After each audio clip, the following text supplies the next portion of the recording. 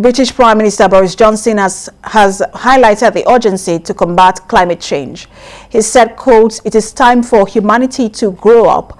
It is time for us to listen to warning of scientists," end quote.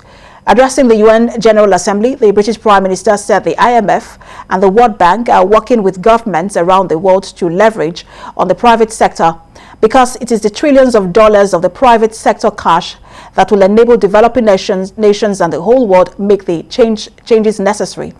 He called on the world to come together to drive the electric vehicle market in a low-carbon way, so by 2040, there are only zero-emission vehicles on sale anywhere in the world.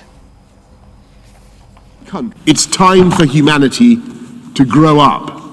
It's time for us to listen to the warnings of the scientists. And if you look at COVID, if you want to see an example of the gloomy scientists being proved right, it's time for us to grow up and understand who we are and what we are doing.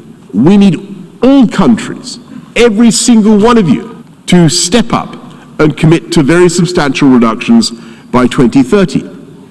And I'm absolutely convinced, I passionately believe that we can do it by making commitments in 4 areas. And I want you to remember them: coal, cars, cash, and trees. Coal, cars, cash, and trees. It's very simple. We call on the world to come together to drive this market in a low-carbon way, drive this market so that by 2040 there are only zero-emission vehicles on sale anywhere in the world.